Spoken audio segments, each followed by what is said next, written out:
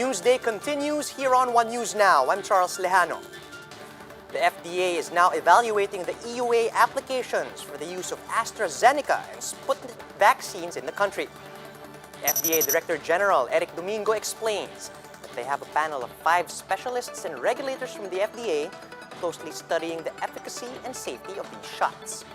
In an interview with Radyo 5, he says an EUA may be granted when a vaccine reaches the 50% efficacy threshold set by the WHO without presenting any major adverse effects.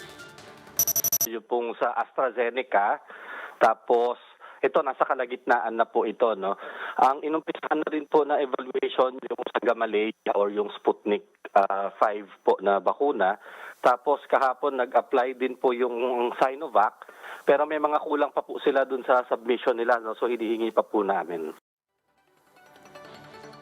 Meanwhile, Sinovac has likewise fielded its application for an EUA. But Domingo says the manufacturer has yet to submit all of the requirements from the FDA. This means the agency cannot start evaluating the vaccine just yet. Nakikita natin puro mga news, mga articles, pero yung pong actual scientific paper, hindi pa po namin nakita. Ang sinabi pa lang po kasi nila yung phase 1 and phase 2 trials. Ang basihan po talaga for an EUA is clinical trial phase 3, no? Kahit po interim results lamang. So, baka naman po, kinukulit pa nila kasi parang several countries yata ginawa ito eh. Meron sa Brazil, meron sa Turkey, meron sa... So, until we get the final paper, hindi rin namin po talaga siya ma-judge. Cabinet Secretary Carlo Nograles reiterates that the private sector can only purchase vaccines through tripartite agreements that include the government as a signatory. This comes amid proposals from lawmakers that private companies be allowed to buy vaccines for their employees without any government intervention. Nograles explains that COVID-19 vaccines can only be distributed under an emergency use authority for now and is not for commercial use. This means the national government is required to be involved in the process of procuring these shots. It's so new, we have to put setups there, no? Number 1, kailangan may vaccine panel ka, expert panel. Number 2, mag-FDA ka. And number 3, dapat may committee ka who's monitoring any adverse effects following immunization. So therefore, everything has to pass through the national government because all these setups have to be put in place. National Task Force Against COVID-19 Advisor Ted Herbosa says the government has to carefully carry out its cold chain management of vaccines to avoid these getting spoiled in transportation. On 1PH sa totoo lang, Herbosa noted that vaccines must not be delayed in ports upon arrival.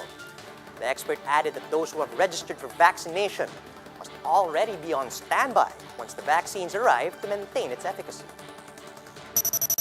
Yung mRNA vaccine, the shelf life under -80, if you keep it at -80, is only 6 months. So hindi mo siya pwedeng itago for a long time. Number 2, pag inopen mo na siya, inalis mo na siya dun sa -80, you only have 6 days, 5 or 6 days to inject it for efficacy.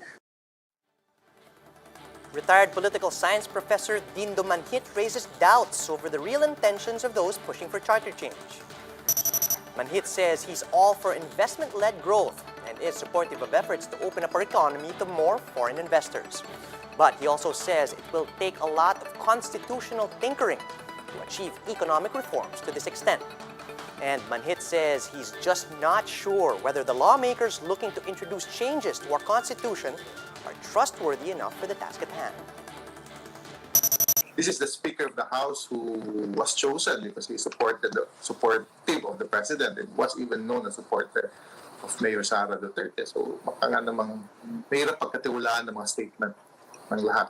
Magandang ideya, pero baka magamit for political agenda ng ilan. Senator Francis Tolentino is urging the upper chamber to ratify the treaty on prohibition of nuclear weapons. Tolentino says the Philippines will likely gain several important benefits by becoming a state party under this treaty.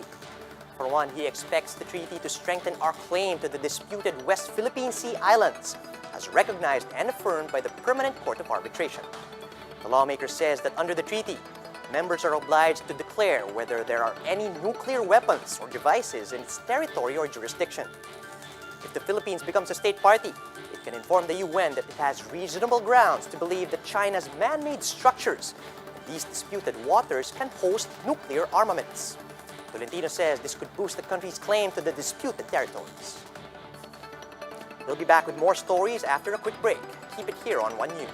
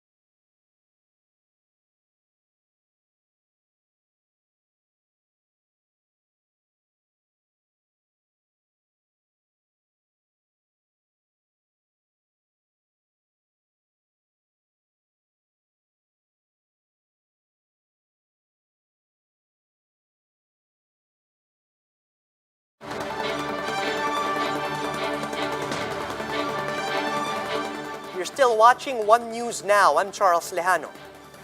Despite news that a more contagious variant of coronavirus has reached the Philippines, many people are still seen violating basic health protocols in public places and vehicles. To tell us how the IACT is addressing this, we have Justine Punsalang reporting live from Lawton in Manila. Justine, good morning. What have you seen so far on this Payday Friday? Charles, colorum vehicles are not the only target of the Interagency Council for Traffic, or IACT, as this morning they made sure that public vehicles are following traffic rules as well as IATF health guidelines. IACT's first stop was Baclaran in Pasay, where they issued traffic tickets to jeepney and bus drivers who were using the intersection of EDSA Extension and Rojas Boulevard as terminal, although there is a huge sign nearby that says the area is a no-loading zone. Most of the public transportation vehicles that illegally pick passengers up are carrying the Cavite to PITX route.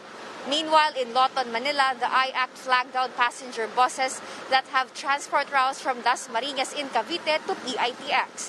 When asked, a bus driver reasoned out that they only took a U-turn. Note that Lawton is 10 kilometers away from PITX. Other bus drivers, however, were able to present special permits that allowed them to extend their routes. A motorcycle rider was also flagged down for not wearing helmet and proper riding outfit. Instead, he was just wearing shorts and slippers. Upon checking his motorcycle, authorities discovered that he has a helmet, but he claimed that he did not wear it because his destination was just nearby. It was later on revealed that he and his wife, whom he dropped off just minutes before apprehension, are both employees of the local government of Manila. This, however, did not deter the IACT from issuing him a traffic violation ticket. Team leader retired Colonel Jose Manuel Bonivi said no one is exempted from traffic rules and that these rules were laid out for everyone's safety. He explained that proper riding attire is necessary to avoid injuries should there be an accident on the road. Also, a delivery truck of the Philippine Postal Corporation was flagged down for overloading.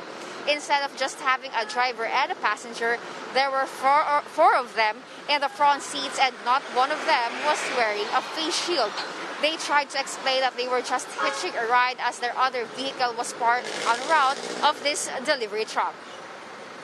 Charles, the IACT is also inspecting each bus to make sure that the passengers are following the basic health protocols. However, the IACT noted that while some of the passengers have with them face shields, they were not wearing them properly, which is why they warned drivers and conductors to remind their passengers to properly wear face shields. Otherwise, they will be the ones penalized for not following IATF guidelines. Meanwhile, we have received information that they have already issued 36 traffic violation tickets. Charles? Thanks for that, Justine. That was Justine Punsalang reporting live from Lawton in Manila. Still on traffic, new MMDA chairman Benhur Abalos said they're assessing the effectivity of elevated bus ramps to ease bottlenecks at U-turn slots along EDSA. Speaking with Radio 5's Ted Filon, Abalos said the MMDA is now studying the project's feasibility and whether it will still be effective even after the pandemic. The chairman said the technical working group will assess whether these bus ramps should be put up temporarily or permanently. But what is important po rito ay ang proper documentation para at transparency po. No? I really get your point, sir. Kasi hindi lang po yung rampa ang importante. No? Of course, yung elevator, escalator, dapat gumagana po ito. Marami pa pong gagawin po ito. Aside from its feasibility, Abalos said another issue with the proposal is the lack of funding. He noted, though, that the DOTR, DPWH, Quezon City government have all agreed to provide assistance to fund the bus ramps construction. Traffic, dapat man lang, we owe it na alam po ng mga tao kung anong ginagawa ng gobyerno at ano po ang timetable po kung kano katagal. Huwag po kayong mag-alala, once makuha ko na po yung design at makuha po yung definite timetable po nito, i-anunsyo ko po.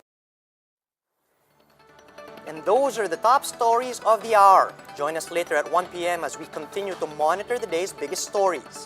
You can also catch One News on the Signal Play app. Register for a free account at www.signalplay.com so you can stream One News live anytime and anywhere. I'm Charles Lehano. We are One News. We now throw you now to the Senate where discussions on the government's vaccination program continues.